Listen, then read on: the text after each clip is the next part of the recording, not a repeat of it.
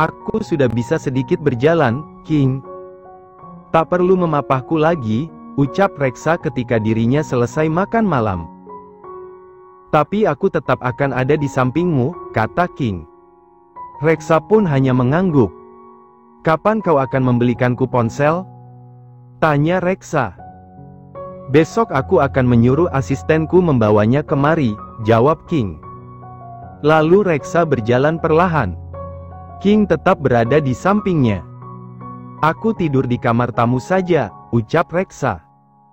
Ya, jawab King.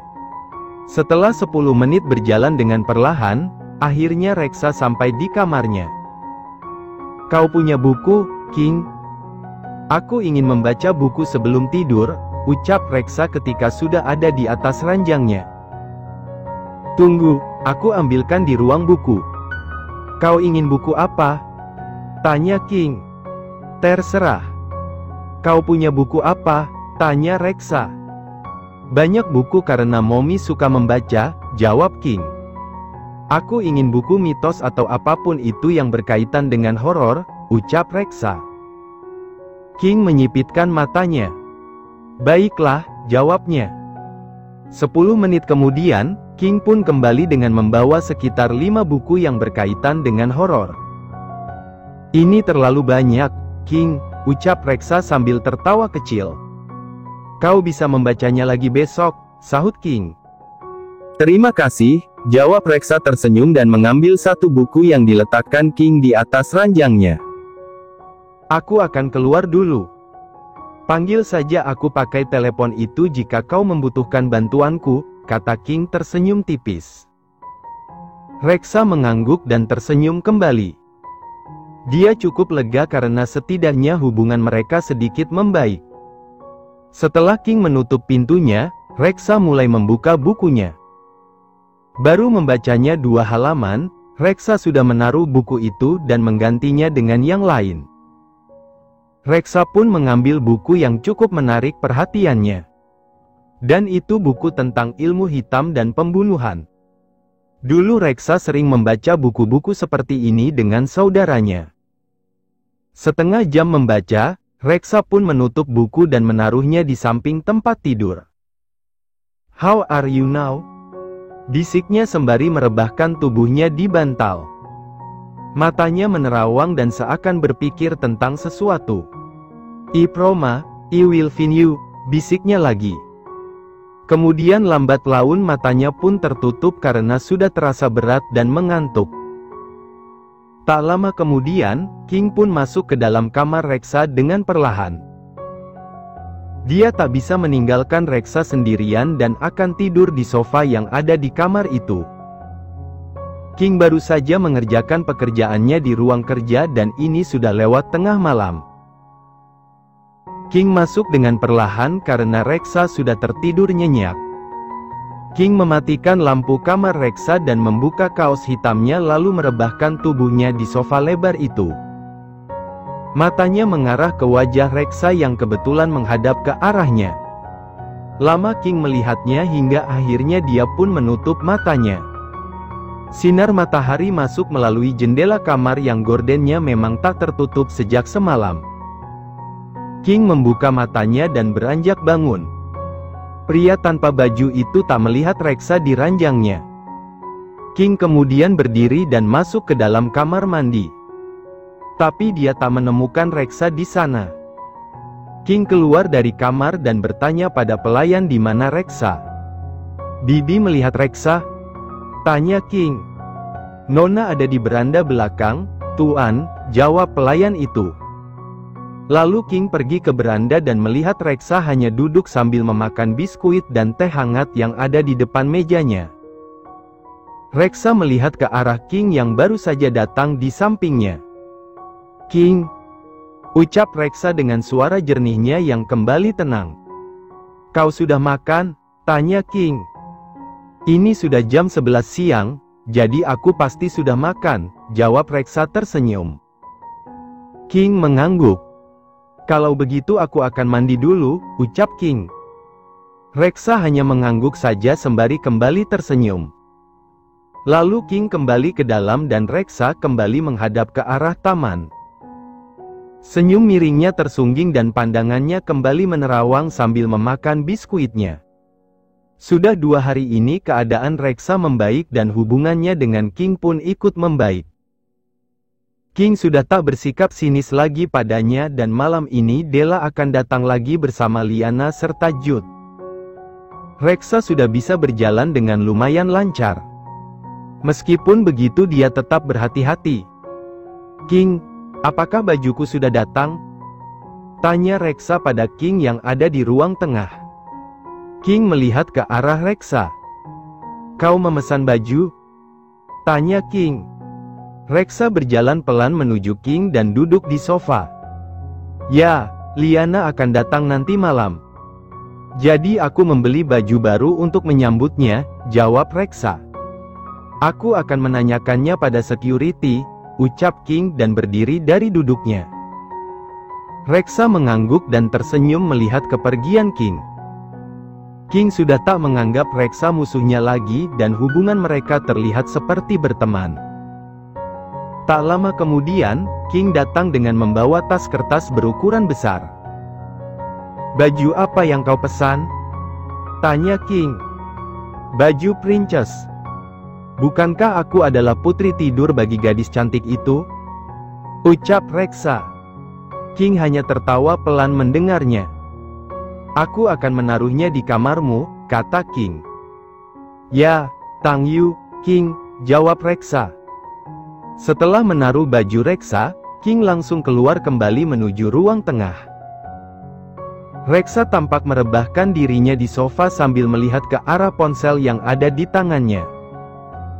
King sudah membelikannya ponsel yang baru kemarin. "Kau sudah menghubungi manajermu?" tanya King. Dia akan menikah dan aku cukup bahagia mendengarnya," jawab Reksa tanpa melihat ke arah King. Lalu Reksa membalik tubuhnya dan menyembunyikan wajahnya di sandaran kursi. "Tidurlah di dalam," ucap King. "Aku ingin di sini saja." "Di kamar sangat sepi," jawab Reksa dan memeluk dirinya sendiri. King pun membiarkannya. "Aku dan Layla berteman sejak masih sekolah. Dia berasal dari keluarga sederhana tapi sangat bahagia. Dia pernah merasa iri dengan hidupku yang menurutnya sempurna. Tapi aku justru menganggap hidupnya lebih sempurna dariku," ucap Reksa lirih dan King bisa mendengar hal itu. King menyandarkan tubuhnya ke sofa dan seakan siap mendengar cerita Reksa. "Kami berteman dengan Ronald juga asisten Tuan Simone. Dan Layla berpacaran dengannya sejak lama. Mereka sudah seperti saudaraku dan kami saling bantu jika sedang kesulitan, termasuk mempertemukan aku denganmu," lanjut Reksa. "Kau ingin bertemu dengannya? Aku bisa membawanya kemari," ucap King. "Tidak, jangan. Aku tak ingin melibatkan mereka dengan masalahku nanti," jawab Reksa. Kaki Reksa tampak digesek-gesekkan seperti memakai dress pendek. "Kau kedinginan?" tanya King. "Kau bisa menutup sedikit pintu itu?" ucap Reksa. Lalu King berdiri dan menutup pintu kaca yang menghubungkan ruangan itu dengan area kolam renang. Kemudian King masuk ke kamarnya yang berada persis di sebelah ruangan itu untuk mengambil selimut. King memakaikan selimut ke tubuh Reksa. "Tang Yu, King," ucap Reksa tetapi dengan tetap tak melihat ke arah King. Tok tok tok. Terdengar bunyi ketukan di pintu kamar Reksa. "Ya, King. Aku masih memakai bajuku," teriak Reksa dari dalam yang tampak kesulitan memasang resleting gaunnya yang mengembang itu. "Liana sudah di jalan," sahut King dari luar. "Bukalah pintunya." "Aku membutuhkan bantuanmu," jawab Reksa menyerah karena tangannya sudah sangat pegal dan membuat bahunya sakit. King pun membuka pintu kamar Reksa dan melihat Reksa duduk di tepi ranjang dengan bibir mencebik. "Aku menyerah. Ini sangat susah dipasang," ucap Reksa pada King. King menghampirinya dan kemudian memegang bahu Reksa hingga membuat Reksa berdiri. Lalu Reksa berbalik membelakangi King. Resleting itu terlihat terkait pada kain halus dari gaun itu dan membuatnya macet di pertengahan. Punggung Reksa terlihat separuh. Meskipun pernah melihat Reksa tak memakai apapun beberapa hari yang lalu, tapi ini tetap saja membuat King harus menahan nafas ketika melihatnya. "Ini macet," ucap King. Nafasnya terasa di bahu Reksa yang terbuka dan itu juga membuat dada Reksa sedikit berdebar. Bohong jika Reksa tak menyukai King. Wanita mana yang bisa menolak pesona pria matang yang kini ada di belakangnya ini? Apalagi Reksa sangat mengingat ketika mereka mandi bersama beberapa hari yang lalu. Seketika wajahnya memerah mengingat hal itu. Reksa memegang tengkuk lehernya yang seakan merinding setiap King bernafas di dekat bahu dan lehernya. King mencoba terus untuk memasang resleting itu hingga akhirnya resleting itu bergerak ke atas. "Akhirnya," ucap King pelan. "Tang Yu," sahut Reksa dan kini berbalik menghadap King. "Apakah penampilanku sempurna? Aku lupa membeli kosmetik jadi aku tak memakai apapun sama sekali," kata Reksa. "Kau tetap terlihat cantik," jawab King tersenyum tipis. Reksa tertawa pelan. "Terima kasih," sahutnya. Lalu Reksa mengangkat gaunnya yang berat itu dan berjalan sedikit susah. "Aku tak akan memakai gaun ini lagi." "Ya Tuhan," ucap Reksa. Lalu King pun mengangkat dan menggendong Reksa agar Reksa tak perlu susah-susah berjalan dengan gaun berat itu. "Sorry, King," kata Reksa. "Ya, kurasa lain kali kau tak perlu memakainya," ucap King dan Reksa melingkarkan tangannya ke leher King. King berjalan keluar kamar dan menuju ruang tamu. Kedatangan Liana bertepatan ketika King menggendong Reksa keluar. "Princess!" teriak Liana di ambang pintu. Reksa melihat ke arah Liana dan tersenyum. "Wow, kau sudah sembuh, Auntie Princess?" tanya Liana melihat gaun mengembang milik Reksa yang membuatnya benar-benar terlihat seperti putri kerajaan. "Oh my god, Reksa. Kau sangat totalitas sekali," ucap Della dengan wajah takjubnya. Lalu King menurunkan Reksa dan mendudukkannya di sofa. "Terima kasih, King," kata Reksa tersenyum. "You're welcome, Princess," ucap King yang mengikuti jalannya drama yang dibuat oleh Liana ini. Della dan Jude tampak tertawa.